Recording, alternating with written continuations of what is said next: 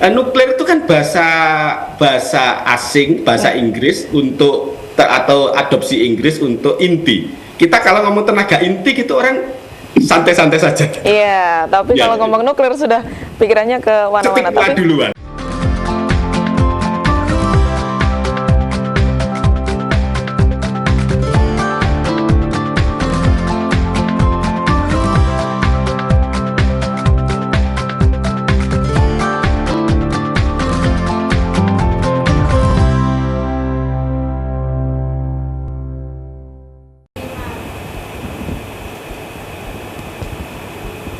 Jamaah Kopdar, apa yang ada di benak Anda ketika mendengar PLTN atau pembangkit listrik tenaga nuklir?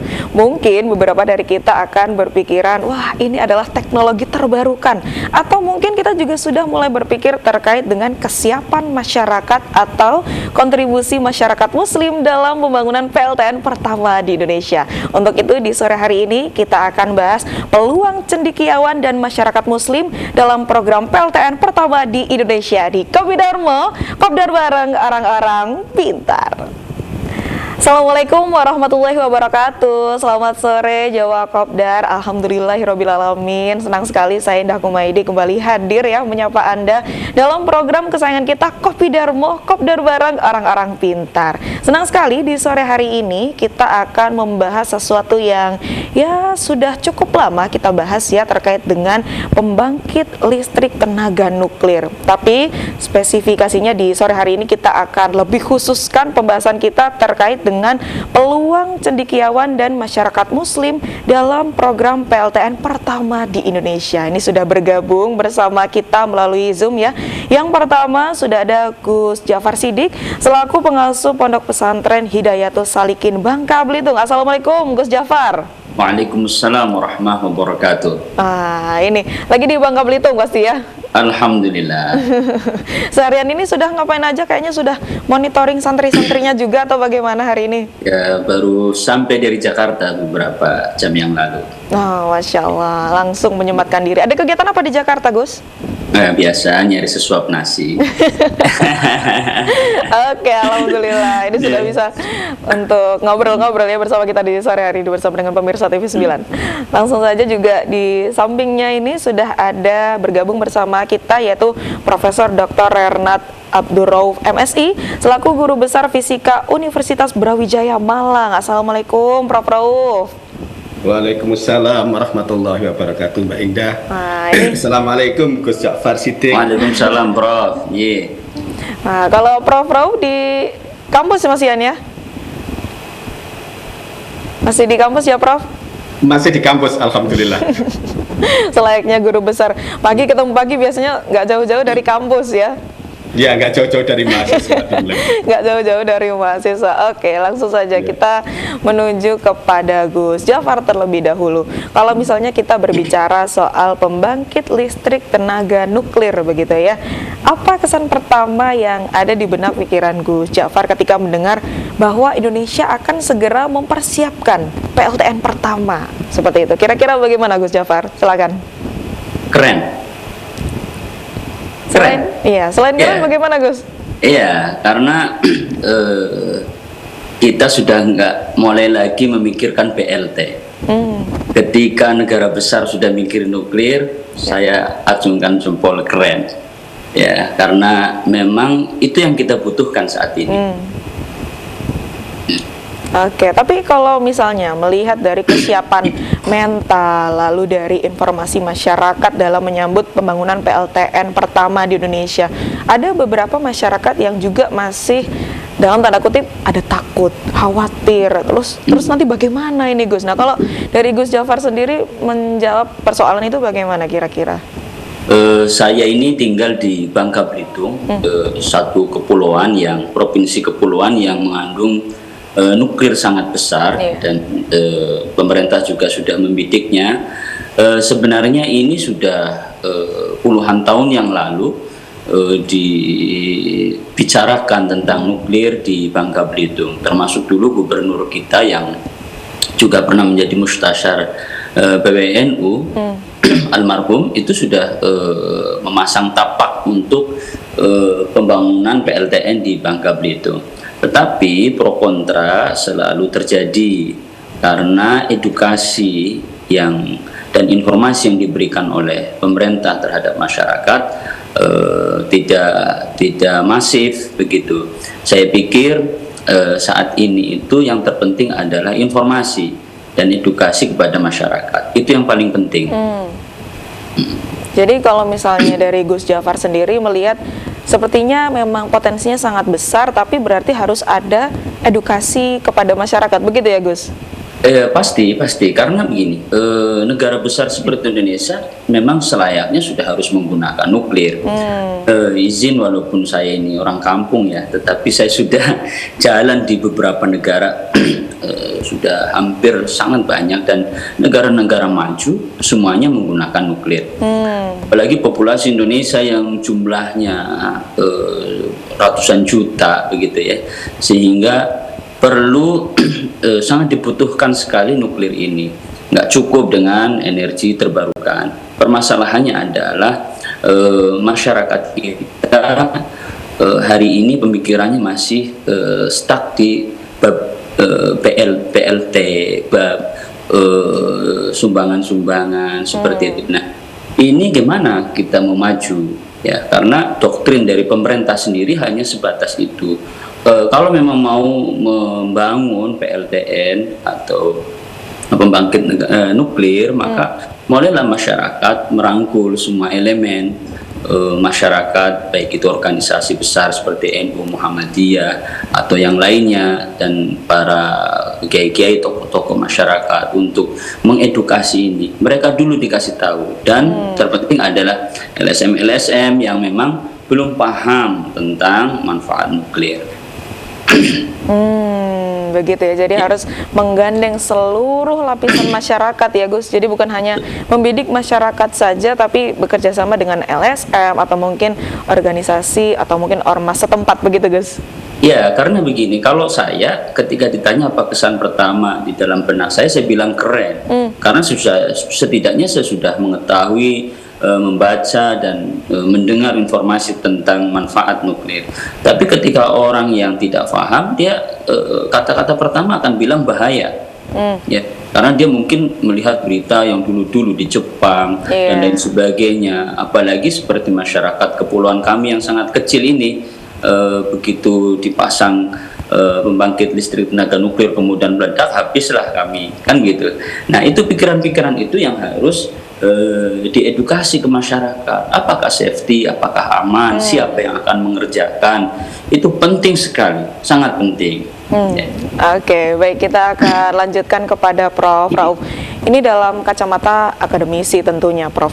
Kalau misal kita menarik lebih jauh kepada urgensi Indonesia untuk memiliki PLTN dalam waktu dekat, apakah ini juga akan menjadi sesuatu yang baik atau ada beberapa hal yang pastinya harus dipersiapkan seperti itu? Bagaimana Prof kira-kira? Iya, terima kasih. Jadi saya sepakat dengan Gus Jafar Siddiq tadi.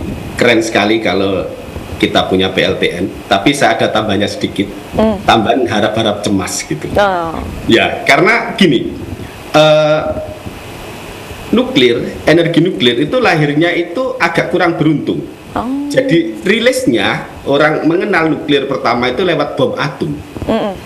Ya, jadi stigma tentang nuklir itu selalu tentang bom, karena memang lahirnya pertama kali ya dikenal lewat bom itu.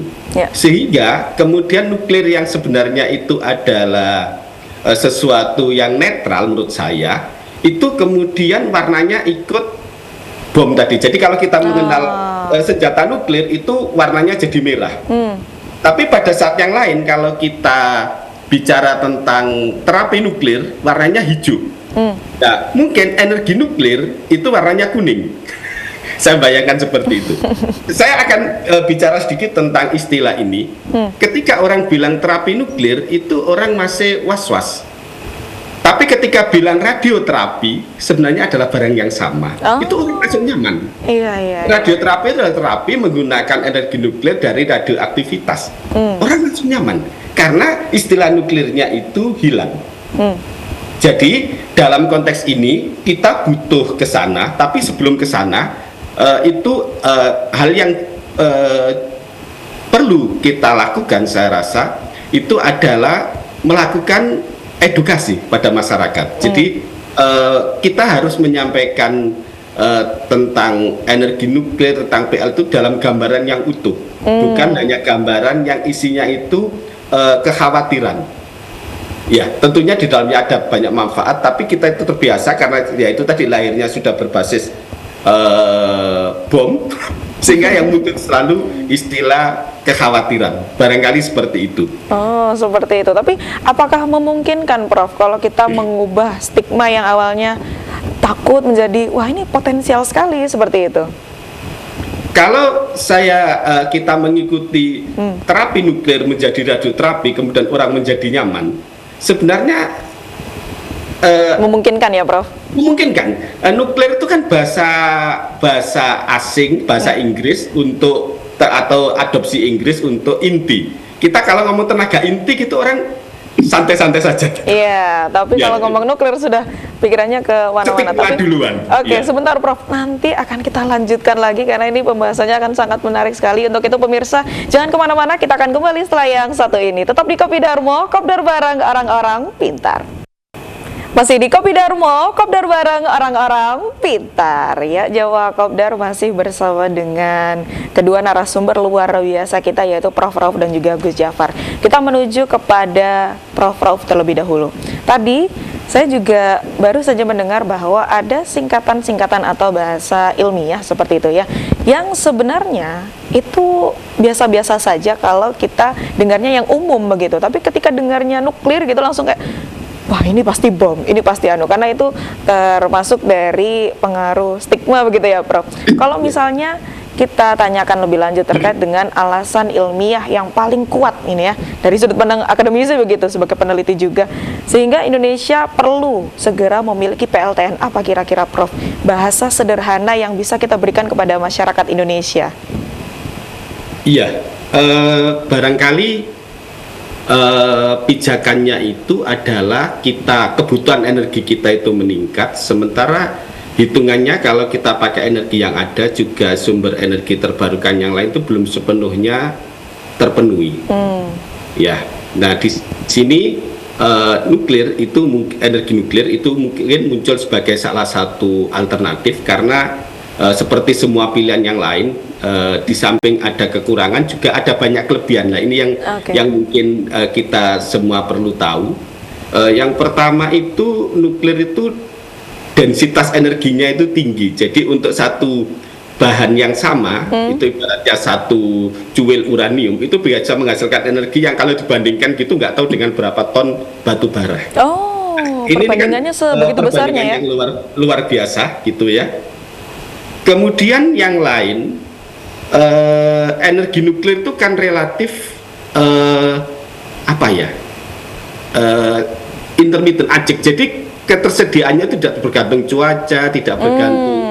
Ya, jadi selama sistemnya itu bisa kita buat terus berjalan, maka dia akan berjalan tanpa bergantung pada misalkan energi surya bergantung pada matahari, ya energi angin bergantung keberadaan angin dan segala macam gitu.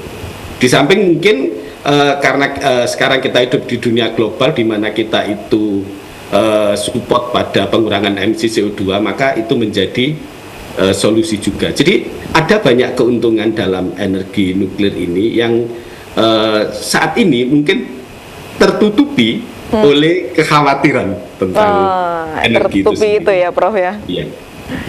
Oke, itu ya. Jadi tadi termasuk untuk diibaratkannya secuil itu seberapa, Prof? Kalau untuk perbandingannya. Kalau misalnya tadi untuk batu bara sekitar berapa ton, tapi kalau nuklir berapa ton? Mungkin kita bisa diibaratkan seperti itu, Prof.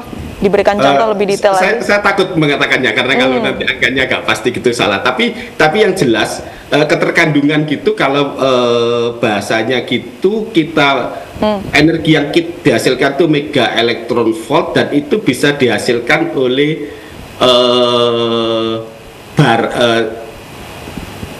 uranium yang masanya itu kira-kira 1 kilo dibagi 1 dengan 0-nya itu 31. Wow. Ya, kira-kira seperti itu. Wah, ini ya. Jadi ya kita bisa bayangkan itu seperti itu. Oke, ini pembahasannya sudah semakin berat ini kalau kita membahas kepada Ewi ya. Oke, tapi kalau misalnya Prof, kita melihat kondisi kebutuhan energi Indonesia saat ini jika dibandingkan dengan kapasitas energi yang bisa disediakan dengan PLTN, apakah ini akan menjadi solusi yang satu-satunya atau mungkin ini akan menjadi wah, ini kalau memang bisa ada PLTN di Indonesia, justru ini juga menjadi suatu hal yang luar biasa untuk Indonesia, atau bagaimana, Prof? Bukan solusi satu-satunya, tapi mungkin salah satu solusi alternatif yang sangat menarik. Oke. Ya, dan kenapa, Prof? Kebutuhan kita untuk tenaga nuklir itu juga tidak sekedar untuk sumber energi, tapi mungkin untuk hal-hal yang lain, seperti saya bilang tadi di awal, untuk terapi, kemudian untuk riset. Ya, selama ini kita mungkin beberapa hari itu kita masih mengimpor. Sebenarnya kita juga sudah punya reaktor level riset ya, itu kita punya 3 di Indonesia. Tapi kebutuhannya itu memang itu hanya sebatas riset. Untuk kebutuhan yang untuk energi itu belum tersupport oleh itu.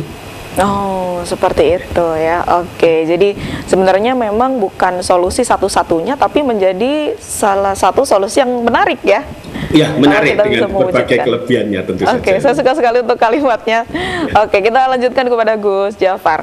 Gus Jafar, kalau misalnya kita tadi sudah berdiskusi ya bagaimana kesiapan atau mungkin bagaimana kematangan dari masyarakat muslim terkait dengan hadirnya PLTN pertama di Indonesia. Menurut Gus Jafar sendiri, apa kontribusi pesantren terutama ya dalam pembangunan PLTN pertama di Indonesia? Ya, pesantren ini kaitannya dengan kedekatannya terhadap masyarakat. Sehingga ketika pesantren ikut andil memberikan edukasi terhadap masyarakat tentang manfaat yang besar tentang nuklir, insya Allah itu bagian penting. Karena pesantren juga banyak santri-santri yang tersebar di Indonesia jutaan, ya itu bisa memberikan informasi yang terpenting. Saya ini Mbak hidup di kepulauan yang energi nuklirnya sangat luar biasa. Saya punya teman di Bapeten pernah mengatakan bahwa kandungan nuklir di Babel jika dipakai untuk PLTN bisa menghidupi masyarakat Babel 1,5 juta tahun. Dan jika menghidupi masyarakat se-Indonesia dari pulau ini 4.600 tahun. Bisa dibayangkan itu. Ya, sehingga secara ekonomis tentu akan mengurangi biaya dan beban masyarakat se-Indonesia jika menggunakan nuklir dibanding yang sekarang umpama PLTU atau yang lainnya itu lebih mahal tentunya. Itu ya luar biasa sekali, karena memang nuklir ini kalau memang benar-benar dipakai ya atau mungkin dihadirkan menjadi PLTN di Indonesia, fungsinya atau mungkin manfaatnya sangat-sangat besar sekali begitu.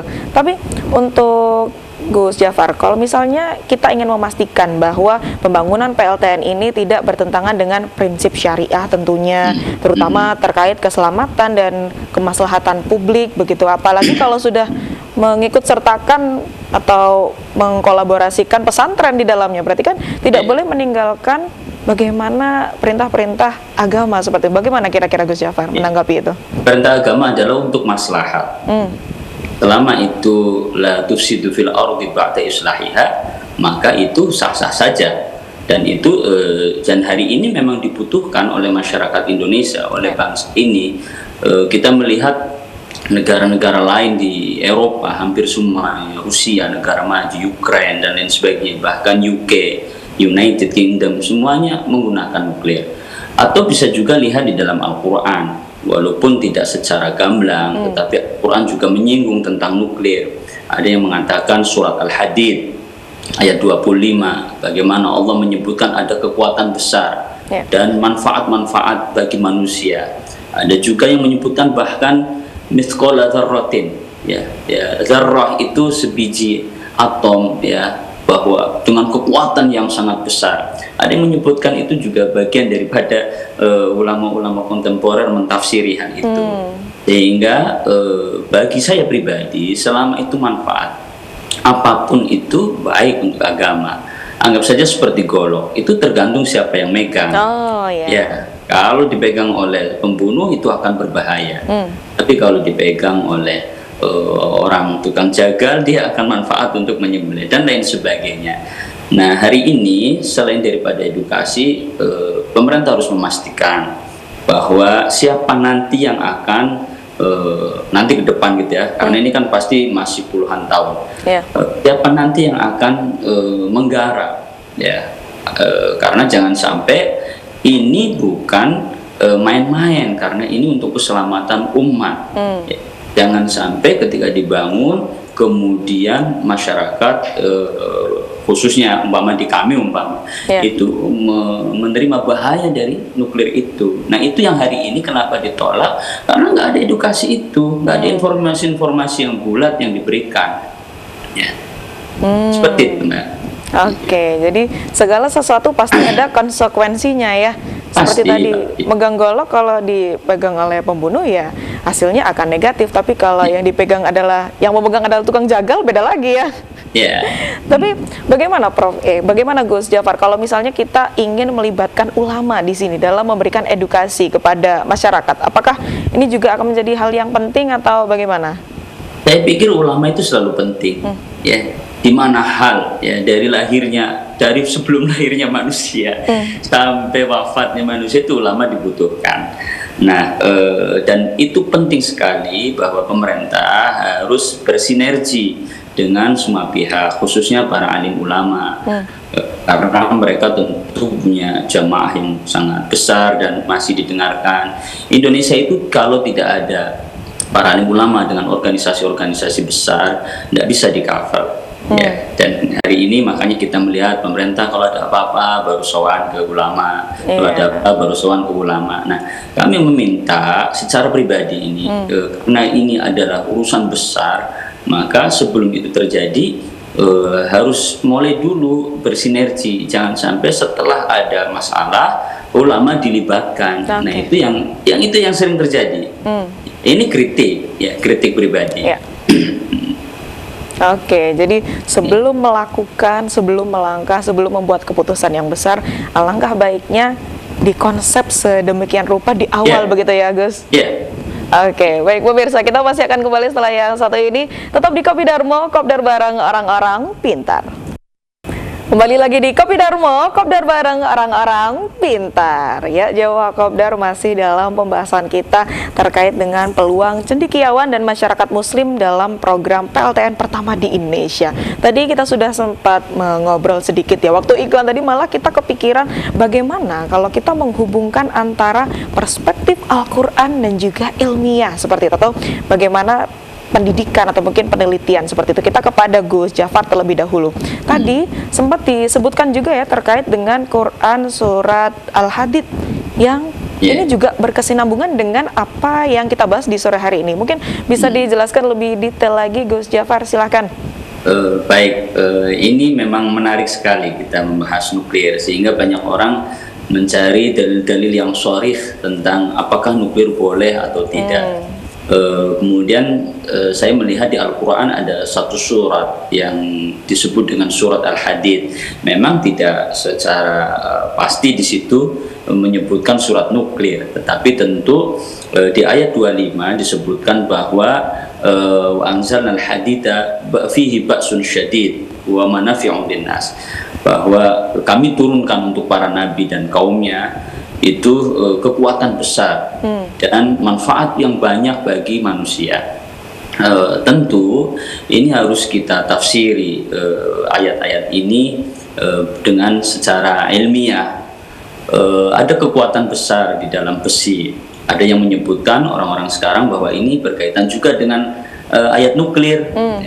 Ya, itu is fine saja ya. Nah, ada manafi'un linnas, manfaat-manfaat yang besar, sehingga manfaat dari nuklir ini harus digunakan dengan baik untuk kepentingan masyarakat, kepentingan bangsa, dan tidak boleh disalahgunakan. Karena kalau disalahgunakan maka Al-Hadid ini, nuklir ini akan bukan manafi' tapi madarat yang besar. ya kebalikan, jadi mudarat yang besar. Dan berbagai ayat yang terkait dengan kekuatan besar seperti menyinggung tentang misqala dzarratin, ya misqala sebutir. Ada yang mengatakan sebutir itu seperti pasir, ada yang mengatakan sebutir atom, ya, tetapi mempunyai kekuatan besar, yaitu seperti terjadi kiamat, benturan dan lain sebagainya. Sehingga Al-Quran sebenarnya sudah menyinggung sangat banyak sekali terkait hal ini, Mbak. Oke, itu dari perspektif Al-Quran begitu ya. Kalau misalnya kita lanjutkan kepada Prof. Rauf, kalau kita kaitkan dengan penjelasan ilmiah, nah ini apa ada kaitannya Prof dengan surat Al-Hadid tadi? Iya, jadi reaksi nuklir itu sebenarnya modusnya itu ada dua. Yang pertama itu fisi itu pembelahan, inti yang besar pecah jadi inti yang lebih kecil, terus dari pecahan itu salah satu manfaatnya itu menghasilkan energi yang kemudian kita kenal sebagai energi nuklir itu satu sisi. Kemudian modus yang lain itu namanya reaksi fusi, inti yang kecil gabung dengan inti yang kecil lain menghasilkan inti yang lebih besar, dan dari penggabungan ini ada energi yang dilepaskan. Nah, yang menarik tentu saja fusi ini berjalan ke inti yang lebih besar, fusi ini berjalan ke inti yang lebih kecil, dan mereka ketemu di satu titik. Titik itu adalah titik yang istilahnya secara akademis energi ikat intinya paling besar, dan titik itu adalah inti besi. Makanya menarik ini, saya nggak punya ilmunya, tapi dalam konteks ini wa anzalnal hadida, bukan wa khalaqna atau wa ja'alna gitu, wa anzalna. Jadi besi itu adalah ujung dari reaksi nuklir baik fisi maupun fusi. Nah, ini ada otak-atik sebentar yang menarik. Kalau kita pakai abjadun itu Gus, itu besi itu hak dal ya dal itu angkanya 26. Itu pas nomor atomnya besi. Masya Allah. Sedangkan kalau kita pakai makrifahnya, makrifat berarti pakai alif lam, ketemunya 57. Memang sementara ini orang menemukan itu bahwa puncak atau bertemunya fisi dan fusi itu di besi yang nomor atomnya 26, tapi nomor masanya itu di 56 bukan 57. Ini saya sampaikan yang saya tahu. Kemudian nah, ini tertarik lagi saya tentang besi tadi, tentang bagaimana energi nuklir itu akan dimanfaatkan jika memang dalam konteks ini bisa ditafsiri sebagai atau isyarah karena energi nuklir. Itu sebelum di awal ayat itu kan itu ya, di awal ayat itu kalau nggak salah laqad arsalna rusulana bil bayyinat wa anzalna ma'ahumul kitaba wal mizan liyaquman nasu bil qist. Jadi kata kuncinya itu sebelum energi nuklir dimanfaatkan, jika kita memang merujuk ke sana, itu pertama ada kitab, ilmunya dulu pegang. Ya, yang kedua mizan. Mizan itu berarti ya yang adil dalam perspektif apapun. Jadi jangan sampai yang butuh nuklir bilang harus ada, ya. Yang kurang berkenan itu jangan bilang harus tidak ada.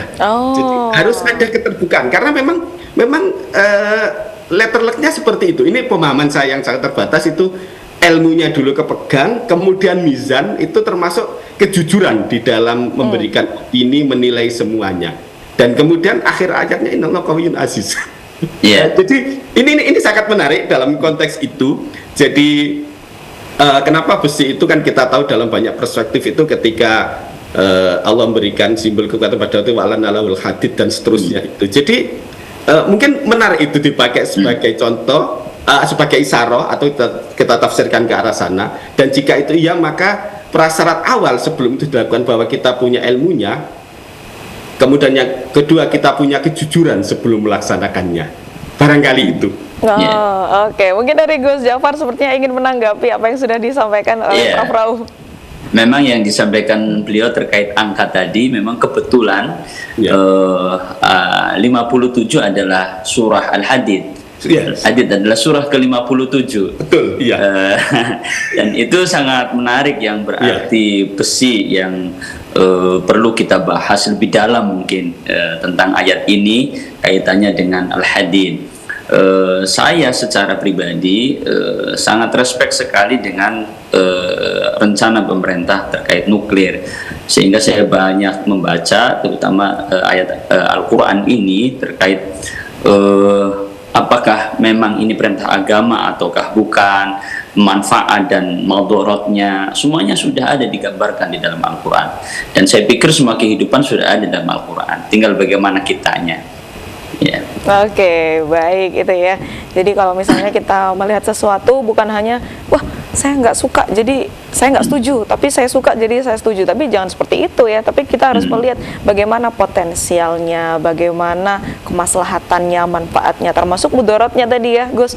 Kalau memang ada ya berarti harus ada antisipasi begitu. Oke, baik, kita lanjutkan kepada Prof. Rauf.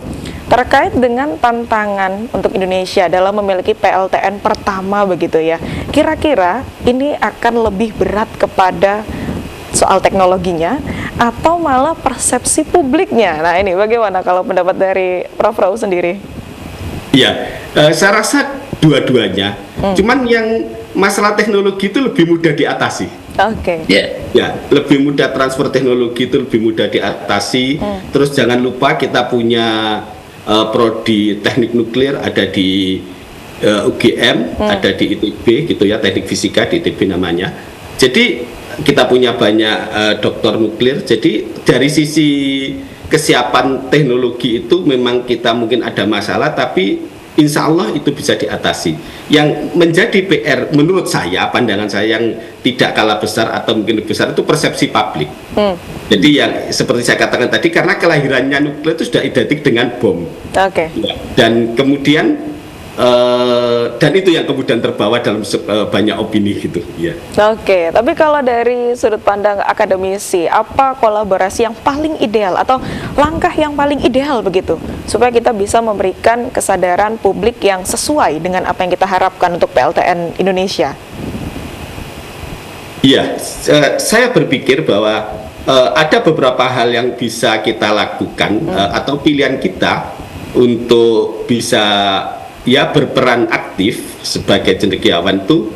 Yang pertama mungkin sebagai pelaksana, baik sebagai tentang ahli dan nuklirnya atau mungkin sebagai teknisi yang lain, kemudian sebagai regulator barangkali. Kemudian yang ketiga itu mungkin memberi masukan hukum, memberi kepastian gitu ya, karena misalkan fatwa sehingga masyarakat itu bisa menjadi lebih nyaman gitu. Kemudian dari sisi akademisi itu mungkin bisa memberikan edukasi dan kita perlu ruang yang lengkap itu. Jadi nuklir itu kita sampaikan apa adanya, manfaatnya itu apa, mudorotnya itu apa, tanpa ada yang ditutup-tutupi.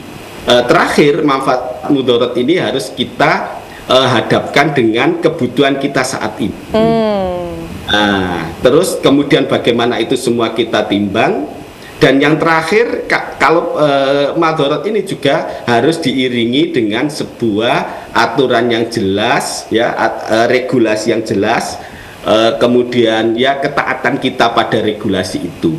Kita itu seringkali skeptis pada diri kita sendiri. Kita selalu bilang, loh iya kalau di luar mungkin orang bisa tertib, kita apa bisa tertib. Nah ini yang pelan harus kita kita edukasi bahwa itu kita bisa ketika kita memang bersungguh-sungguh untuk bisa. Kira-kira itu. Jadi itu saya pikir yang bisa dilakukan, edukasi. Kemudian yang lain itu barangkali kita bisa membantu masyarakat untuk membaca peluang yang bisa muncul dari kehadiran PLTN itu. Misalkan dengan kehadiran PLTN, jadi kalau ada misalkan satu contoh, ada kawasan mau ada di situ, maka kita harus jujur menyampaikan bahwa kita akan kena akan ada sesuatu yang berbeda dengan PLTN dari sisi yang kurang positif, tapi ada juga yang positif. mungkin kita akan dapat kelimpahan energi, daerah kita menjadi ramai, dan kalau itu semua sudah disampaikan gitu dan orang sudah punya gambaran yang lengkap, saya rasa persepsinya pasti akan beda. Jadi kira-kira tidak ada yang ditutup-tutupi dan sejujur-jujurnya. Iya. Pemirsa, kita masih akan kembali setelah yang satu ini. Tetap di Kopi Darmo, kopdar bareng orang-orang pintar. Kembali lagi di Kopi Darmo, kopdar bareng orang-orang pintar. Ya, Jawa Kopdar, tadi ada satu hal yang menarik ya, yang dikatakan oleh Prof. Rauf. Bagaimana kadang kita itu mencap bahwa, wah kayaknya nggak bisa deh, kayaknya bakal seperti ini. Kita sudah overthinking sendiri bagaimana nanti ke depannya tentang sesuatu yang baru kita terima. Nah, ini kalau misalnya kita geserkan ya kepada Gus Jafar, bagaimana dan apa yang harusnya dilakukan terutama oleh pemerintah begitu ya, untuk membentuk pemahaman kepada umat Islam tentunya supaya bisa mendukung pembangunan PLTN ini secara damai dan bijak. Seperti itu. Kira-kira bagaimana, Gus? Baik, saya pikir selain daripada edukasi, ya karena edukasi tadi penting sekali, kemudian informasi yang utuh tentang PLTN, tentang nuklir, saya kira masyarakat itu adalah perlu diyakinkan ya, bahwa nuklir dengan teknologi PLTN, dengan teknologi modern sangat aman. Mungkin sistem keselamatannya yang pasif, risiko kebocoran jauh lebih kecil, standar internasional ketat, resistensi lebih kuat terhadap gempa dan gangguan lain. Tentu itu perlu disampaikan secara utuh kepada masyarakat. Yakinkan bahwa PLTN yang akan dibangun itu aman. Ya, dari mana? Tentu para ahli akan menyebutkan secara ilmiah dan lain sebagainya. Kemudian kepastian. Ya, kepastian, apalagi maaf jika itu toh terjadi di kami yang kepulauan sangat kecil sekali, Bangka Belitung ya, dengan kandungan yang sangat besar. Berikan kepastian mereka itu hidup aman dengan teknologi yang aman. Sehingga tadi saya bilang jangan sampai ini dikerjakan asal-asalan. Kita kenal ada mungkin yang besar di Rusia ada Rosatom, ada juga di Amerika ya ada Torkhon. Mana yang lebih baik? Saya lihat pernah dulu itu bahkan Presiden Rusia itu membuka ruang yang sangat besar untuk Indonesia, tapi kurang ditangkap atau nggak ditangkap. Nah, kemudian kontribusi kepada masyarakat, jangan hanya bicara bahwa ini aman, ya kemudian diyakinkan ini aman, selamat dan lain sebagainya. Tapi masyarakat yang ada pembangunan PLTN itu tidak mendapatkan kontribusi apa-apa. Nah, tentu itu juga akan menjadi masalah besar bagi masyarakat. Penolakan-penolakan akan lebih besar. Tadi kalau bicara teknologi dan teknologi ataupun masyarakatnya, tentu saya sepaham dengan Prof bahwa kalau masalah teknologi lebih mudah karena sudah banyak negara-negara yang sudah menggunakan PLTN dan pengawasannya secara internasional sangat ketat. Jadi saya pikir yakinkan masyarakat, berikan kepastian dan apa kontribusi yang paling real yang didapat oleh masyarakat sehingga mereka akan tenang, akan paham bahwa nuklir itu seperti ini. Oke. Sebenarnya masyarakat ragu karena tidak pasti begitu ya kan? Iya, tidak jadi, pasti dan supaya tidak ragu diyakinkan. Nggak yakin, informasinya simpang siur ya. Bagaimana tidak? Karena dari satu kelompok ke kelompok lain saling menyerang. Ya, saling menjegal dan itu masyarakat harus pemerintah harus rangkul semuanya. Mana yang tidak pro, yang kontra itu dari sisi mana kontraknya? Ya, kalau dari sisi nuklir itu bahaya seperti yang disampaikan Prof tadi bahwa mindsetnya adalah bom atom begitu, bom. Sehingga mana bahayanya? Kasih tahu. Ya, nanti loh teknologinya standarisasinya internasional seperti ini yang ngerjakan ini ya, dan kontribusi itu penting. Kami ini di daerah kepulauan yang mengandung timah yang sangat besar yang hari ini juga sangat bermasalah dengan masyarakat ya, masyarakat merasa ya tidak mendapatkan apa-apa, alam rusak dan lain sebagainya. Oke, baik, kita akan lanjutkan kepada Prof. Rauf. Ini supaya kita bisa lebih yakin, Prof. Kalau misalnya kita berbicara dari sisi sains, apa keunggulan PLTN yang paling relevan atau yang sangat-sangat kita butuhkan untuk kebutuhan energi Indonesia saat ini? Ini langkah dalam meyakinkan masyarakat Indonesia juga, Prof. Silakan, Prof.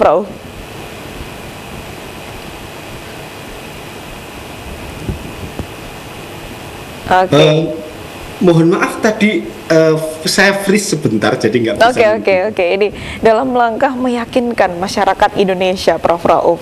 Ini kalau kita tarik kepada sisi sains begitu ya, apa keunggulan PLTN yang paling relevan, yang paling kita butuhkan sekali untuk kebutuhan energi di Indonesia saat ini? Silakan, Prof. Rauf.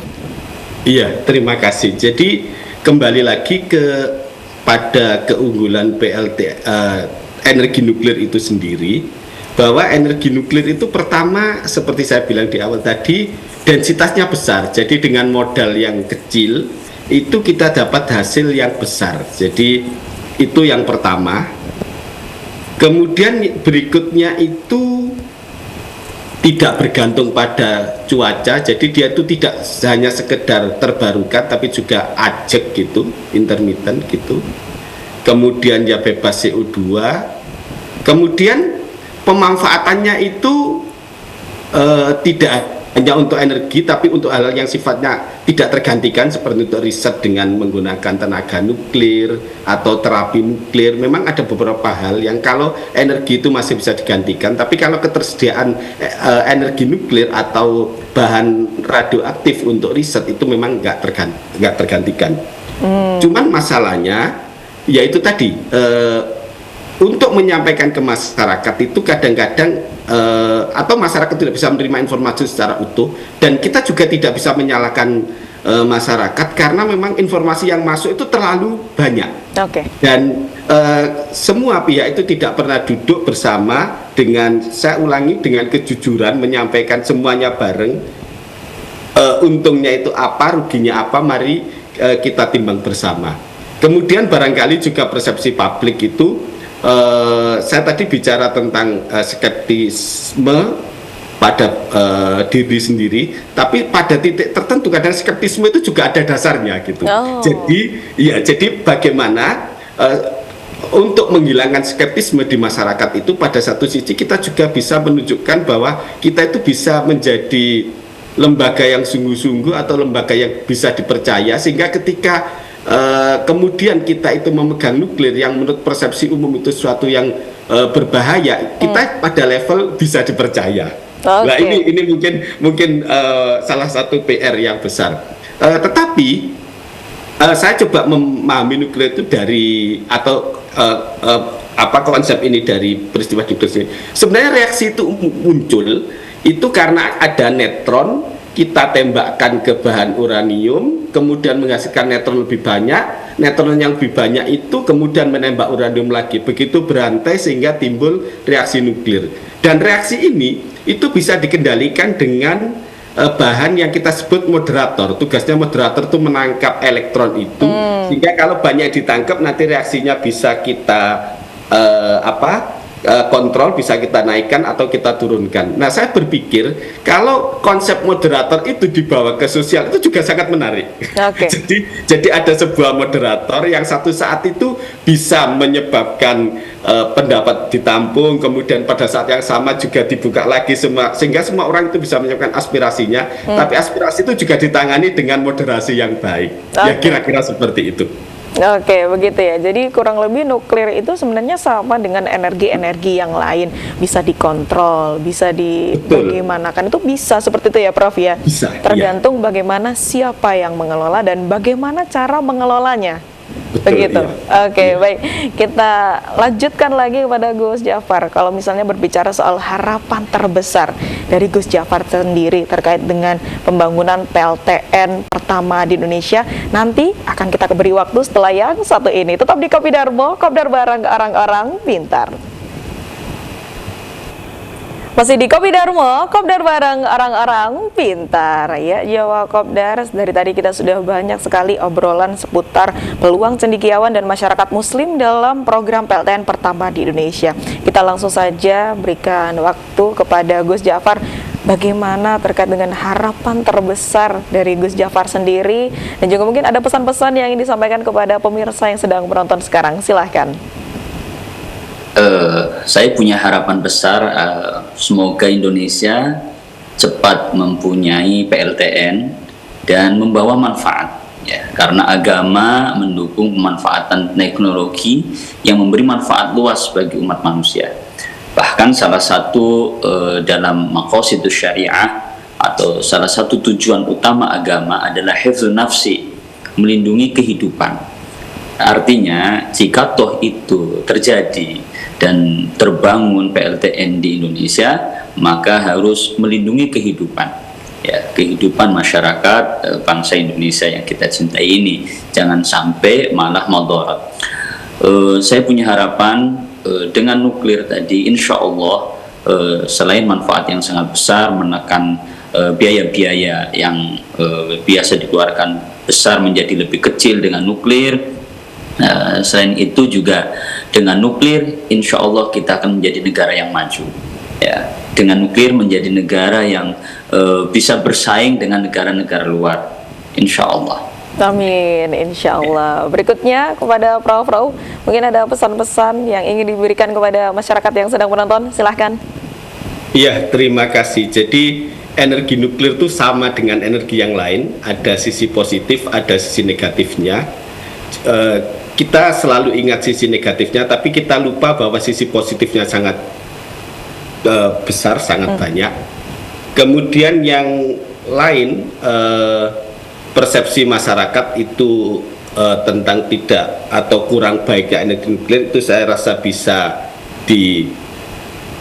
diatasi atau diminimalisir dengan edukasi dan atau dengan kepercayaan yang tinggi pada pengelola atau pengelola negara, kalau bahasanya dilanjutkan gitu. Sehingga jika semua itu terpenuhi, saya rasa kita siap untuk punya PLTN, dan saya personal itu sangat bangga, sangat bahagia jika itu terjadi, karena ada banyak hal yang bisa kita kejar dengan memiliki sumber energi yang terbarukan dan sehandal macam energi nuklir. Terima kasih. Oke, baik, terima kasih banyak Prof. Rauf dan juga Gus Jafar atas diskusi kita di sore hari ini. Semoga apa yang sudah kita bicarakan tadi juga bisa menjadi catatan ya, terutama untuk pemerintah dalam program PLTN pertama di Indonesia. Tadi yang saya tangkap sebenarnya nuklir itu sebenarnya sama saja dengan energi yang lainnya. Tapi yang paling penting di sini adalah bagaimana kita bisa duduk bersama, menyampaikan sebenar-benarnya, sejujur-jujurnya apa kelebihan, apa kekurangan, dan bagaimana cara mengantisipasinya, termasuk tadi yang saya miss sekali atau mungkin saya baru juga mendengar adalah surat Al-Hadid sudah menjelaskan itu, dan ini tadi saya sampai merinding bahwa angkanya juga bisa sama seperti itu. Saya juga baru menyadari itu, dan ya ternyata Allah SWT sudah menuliskan semuanya berjuta-juta, beratus-ratus tahun yang lalu, dan ternyata kita baru menyadarinya sekarang. Untuk itu kita harus dukung bagaimana pembangunan atau mungkin program PLTN pertama di Indonesia, tapi tidak lupa untuk mengajak seluruh lapisan masyarakat, terutama umat muslim yang ada di Indonesia. Sekali lagi terima kasih Gus Jafar dan juga Prof. Rauf, sehat selalu. Kalau sekarang kita berbicara lewat Zoom, setelah ini ya semoga nanti kita bisa bertemu di dunia nyata ya. Amin. Amin, insya Allah. Terima kasih. Terima kasih Jawa Kopdar sudah menyaksikan kami di sore hari ini. Jangan lupa saksikan terus Kopi Darmo TV 9 Nusantara di waktu dan jam yang sama. Saya Daku Maidi, mewakili segenap kru yang bertugas, pamit undur diri. Wassalamualaikum warahmatullahi wabarakatuh. Kopi Darmo, Kopdar bareng orang-orang pintar.